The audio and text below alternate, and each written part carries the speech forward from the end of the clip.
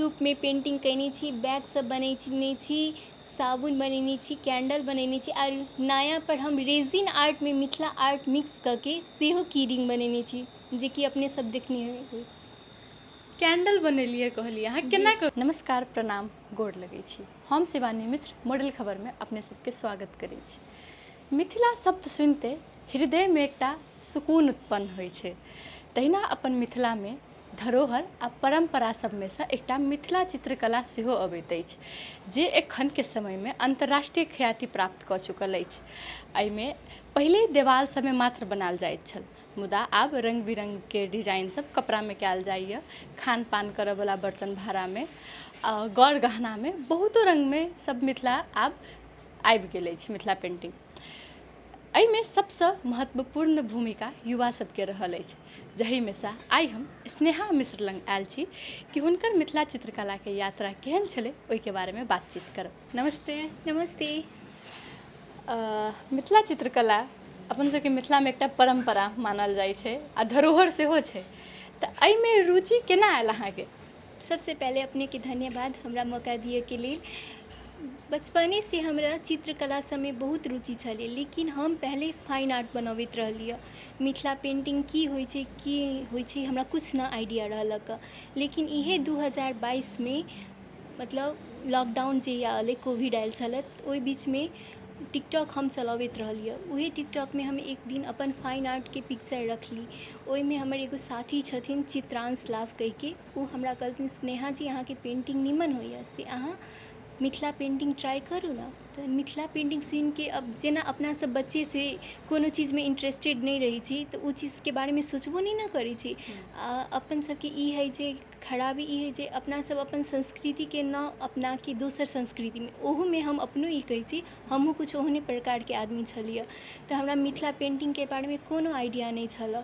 तो उहे हम जानली कि मिथिला पेंटिंग की होइ छै, कहिके हम यूट्यूब में सर्च कैली। तब हमरा बड़ा यूनिक लागल कि बड़ा सुंदर बॉर्डर, बड़ा सुंदर जनावर आदमी सब रही छथिन। तो हमरा मन करल कि जे हम करै छी कहिके, तो हम वही कलर मंगवा के एगो मम्मी के पुरान टेबल क्लॉथ में ट्राई कैली। फर्स्ट हम पेपरों में ना ट्राई करके क्लॉथ में ट्राई कैली, तो बड़ा सुंदर बन गेलै। तक बाद हम पेपर में एगो बनैली। तक बाद कोविड खत्म भेला के बाद हमरा आरो सीखऽ के इच्छुक भेली। तब हम अइए जनकपुर में अइली। तब हमरा उहे साथी उ मनीषा दीदी के नंबर दिलन, तो हम फेसबुक में हुनका फ्रेंड बनैली आ हुनकर पेंटिंग सब देखली, हमरा बड़ा नीमन लागल। लेकिन दीदी काठमांडू रहै छलथिन आ हम जनकपुर, कैलाकि ओहि टाइम में हमर स्टडियो छलैया। ओहि के कारण दुनू गोरा के एक औरका के सिखावा नहीं मिलते रह, कहिके हम अहिए के कोनो आर्टिस्ट से सीख लै छी, कहिके एगो बहुत जाने माने आर्टिस्ट छथिन हुनका लगन गेली। मतलब बहुत गोरा कहलथिन हुनका लगन से उ सिखा देतन कहिके।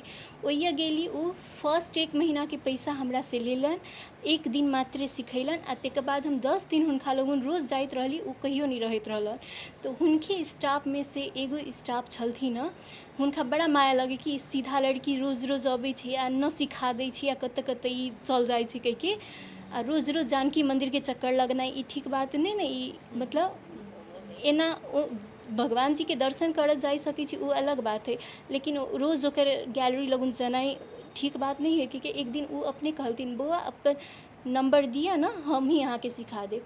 तहिया हम हुनका अपन नंबर देली आ तकर बाद उ आंटी हमरा घरे में आके 1 हफ्ता मज्जा से गाइड कर देलन। हीरा कर्ण कहिके आंटी छथिन, हुनके स्टाफ में छलथिन, लेकिन वो आंटी हमरा अपन ड्यूटी छोड़ के हमरा 7 दिन सिखा देलन। सबसे निमन बात हमरा वो आंटी के की लागल कि मम्मी कहबो कलथिन जे उ ठगल के पैसा तो कोनो बात नहीं है ना, से अपने तो सिखायल गेल छै जे अपने तो लिए के राइट बनैया कहिके से अपने लेल जाओ।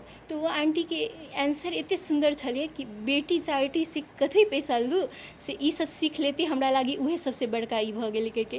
तो ई सोच के बड़ा खुशी लागल जे कभियो नहियो निमन आदमी भेटै छै तो कभियो कते बढ़िया आदमी भेटै छथिन कहिके। तब हमरा अपने खराब लागल कि ओहन सीधा आदमी के हमरा कारण वो अपन जॉब छोड़ के अबै छथिन। अच्छा, अहाँ मिथिला पेंटिंग में सबसे बेसी जे कोनो चित्र होइ छै चाहे कोनो चित्रकार होइ छै जे देख के प्रेरित भेल हेबै ओ के छथि?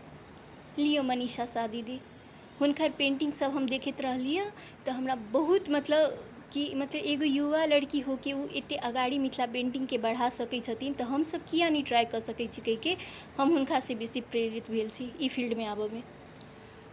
अहाँके मतलब बहुतो आदमी अखन युवा सब लागल है चित्रकला में, अहाँके चित्रकला में की विशेषता है? जी हमर चित्रकला में फर्स्ट तऽ सबसे पहले नीट एंड क्लीन रहै छै आ डिटेल पूरे देल रहै छै आ कुछ स्टोरी रहै छै जाहिके कारण बहुत लोग के हमर चित्रकला निमन लगै छै। अच्छा, अहाँके चित्रकला में आरो यूनिकनेस की है? मतलब अहाँ खाली जी, पे हम कागज चित्रकला- सब में मात्र पेंटिंग करै छी कि जी आरो ना। किछु करै छी? हम चित्रकला कागज से बाहर क्राफ्टों में बेसी ध्यान दै छी, हमरा बेसी रुचि क्राफ्ट में है।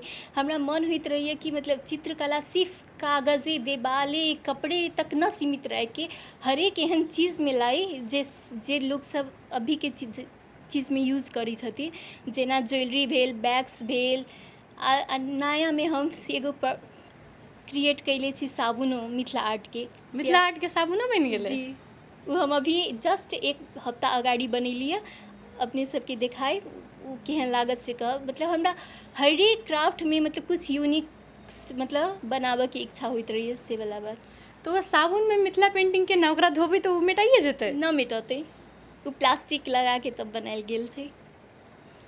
मतलब ओकर प्रोसेस की छै, केना बनेने छियै? प्रोसेस जेना साबुन सब बनै छै तेहने प्रोसेस छै, बट उ मिथिला पेंटिंग के अब जे बनबै छी तेना कऽ के ऊपर से प्लास्टिक कोट कऽ के तकर बाद बनायल जाइ छै। हमरा तऽ जानऽ के मन भऽ गेल, आरो अहाँ की यूनिकनेस अखन तक बनेने छियै? यूनिक अभी हम परफ्यूमो ट्राई इत्र कहै छै सेहो हम अपन घरे में नेचुरल बनेने छी, जेमे कोनो एडेड केमिकल सब नहीं यूज भेल छै, एकदम नेचुरल छै आ स्मेलो एकदमै निमन अबै छै। अच्छा, अहाँ अत्ते तक एलियै मिथिला चित्रकला में, सबसे बेसी चुनौती वाला जे बात रहल, जे क्षण रहल, ओ की छल? चुनौती वाला क्षण छल कि बड़ा दुर्भाग्य के साथ ई कह पड़ै छै कि अपन सबके समाज में अभियो पढ़ल लिखल आदमी सब ई सोचै छथिन कि मिथिला पेंटिंग, मिथिला चित्रकला गांव घर के आदमी मात्रे बनबै छै, चाहे जे पढ़ल लिखल में भूसकोल रहै छै से मात्रे बनबै छै। ई कोई नहीं बुझै छथिन कि ई चित्रकला त्रेते युग से चलल आ रहल छै, जे माता सीता खुद बनेने छथिन आ वो अपन सबके संस्कार परंपरा धरोहर छै, जेकरा सिर्फ गांव घरे के लोग नहीं पढ़लो लिखल लोग सबके संजोग के राखऽ चाही। ई सब चीज हुनकर सबके सोच से हल्का दुख तऽ लगै छै। अच्छा, अहाँके मतलब चित्रकला में लगलिए, अहाँके पढ़ाई के विषय की छै? हमर पढ़ाई के विषय एजुकेशन से हम बीएड कैले छी। तकर बाद चित्रकला सेहो कर रहल छी। जी। अच्छा, एहिमे अहाँके जुड़ला के बाद अहूँ एकटा युवा छियै, जी तऽ एहिसँ युवा सबके की कहऽ चाहबै? मतलब एहिमे करियर छै कि नहीं छै? जी जरूर छै। इफ कोनो युवा मतलब एहिमे इच्छुक छथिन, चाहे एहिमे अपन इंटरेस्ट दिखबै छथिन, तऽ पढ़ाई के साथ साथ अपन इहो के मतलब कैरियर यूज कर सकै छथिन। एहिमे फ्यूचर छै अगाडि, इफ उ लगन के साथ अपन अगाडि बढ़थिन तब। अहाँ जहियासँ एहिमे जुड़लियै तऽ अहाँके मतलब केहन की इफेक्ट पड़ल अपन जीवन शैली में? कते तक फायदा भेल, चाहे कते तक घाटा भेल? ते मिथिला पेंटिंग के सर सामान किनलिए, चाहे सामान सब बिकेले या कि नहीं बिकेले? जी घाटा तऽ कुछो ओहन नहीं भेलैए, लेकिन फायदा जरूर भेलैए। मतलब मेन बात है कि हमर कुछ हरदम नहीं कहली हम क्राफ्ट हो चाहे पेंटिंग हो, कुछ नया यूनिक ट्राई करैत रही छी जे लोग के देखऽ में बड़ा यूनिक लगे छै आ उ चीज के उ मन पड़बै छथिन। जेना हमर कैंडल भेल, इहे कैंडल हम अभी तुरंते ललित कला में बना के देने छलिए, जे कि बहुत लोग के मन पड़ले आ हमर बहुत आइडिया बहुत लोग चोरियो कैलथि। पहले शुरू में तो दुख लागल जे हमर आइडिया कैला कोई चोरी करिए, फिर बाद में सोचलिए कि हमरो कारण कोई मतलब हमरो से प्रेरित होइ छथिन तो बढ़िए बात है ना, कह के ई खुशी लागल। अच्छा, बाहर कतऽ तक गेल छी चित्रकला के लऽ कऽ? बाहर तऽ अभी तक न गेल छी, जनकपुर में हम मतलब गेल छी। घरे में बनबै छी कि कोनो संस्था में रहि कऽ सेहो काज करै छी? घरे में रह के बनबै छी, कोनो संस्था से हम जुड़ल न छी। वह कहबे कैली ना जे ठगैली, तकर बाद वो आंटी सिखैलन एक हफ्ता, तकर बाद से हम कैला हुनको रोजी रोटी खराब करतियै रहै, से हम कहली आंटी अहाँ अपन कंटिन्यू जॉब करू, हम जहिया जहिया हमरा जरूरी पड़त तहिया हम अहाँ से सीख लेब, लेकिन मेहनत हम करते गेलिए, दिन रात लगातार मेहनत करते गेलिए। अभी के युवा सबके हम इहो कह चाहबै जे केकरो से सीखऽ से बेटर दुनिया पर विश्वास करऽ से पहले अपना पर विश्वास करू। ठाकुर जी अहूँ के दूगो हाथ आ बुद्धि देने छतन, अपन यूज करू आ अपन अगाड़ी बढ़ैत जाओ। केकरो सिखैला से कोई नहीं सीखै छै जब तक अहाँ अपन दिमाग नहीं लगायब तऽ। अच्छा, एकटा बड़का कागज में जी चित्र बनाबऽ में कते समय लगै छै? 1 हफ्ता लगै छै। 1 हफ्ता लागि जाइ छै। जी अच्छा, अहाँ की सामान सब उपयोग करै छी मिथिला पेंटिंग में? कैनवास यूज करी छी, नेपाली पेपर यूज करी छी, एक्रेलिक कलर, ब्रश सब यूज करी छी। जे कि कैनवास हम ऑनलाइन मंगबै छी, ये उपलब्ध नहीं है के कारण, आ नेपाली पेपर कलर सब राम मंदिर के पिछाड़ी मिल जाइ छै। अच्छा, अहाँ अते दिन से एहिमे रहल छियै, ई सब कर रहल छियै, जी। तऽ जनकपुर में एकर महत्व कते देल जाइ छै?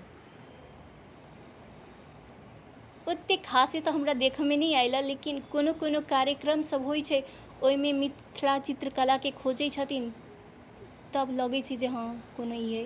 नहीं तो ओते खासे नहीं, जते बाहर के लोग सबके मिथिला पेंटिंग प्रति रुचि है तेहन।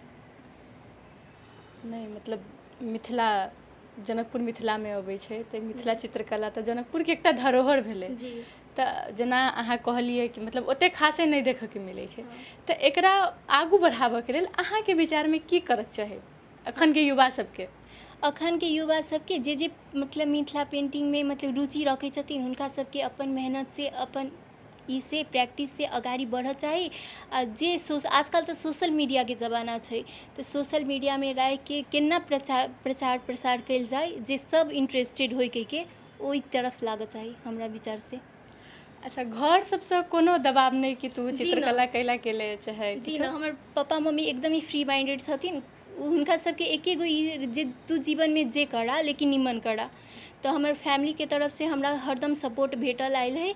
मम्मी पापा कोई कुछ नहीं कहलथिन, तिमी जेमा जेमा राम्रो छौ त्यो गर छोरी, लेकिन राम्रो हुनु पर्यो, बेस्ट हुनु पर्यो। एकटा चीज जानऽ के उत्सुकता हमरा इहो भऽ रहल अइ कि अखन तक में अहाँ कथी कथी बनेने छी आरो? जी हम सूप में पेंटिंग कयने छी, बैग सब बनेने छी, साबुन बनेने छी, कैंडल बनेने छी, और नया पर हम रेजिन आर्ट में मिथिला आर्ट मिक्स करके सेहो की रिंग बनेने छी, जे कि अपने सब देखने हेबै। कैंडल बनेलिए कहलिए अहाँ, केना कऽ कऽ? जी ओकरो प्रोसेसिंग है, मतलब जेना कैंडल बनै छै ओनाहिते बनै छै, लेकिन जे अपन सबके यूज के माटी के बर्तन जे रहै छै ओहिमे मिथिला चित्रकला कोर के आ ओहिमे कैंडल के जमा के तब बनेने छियै।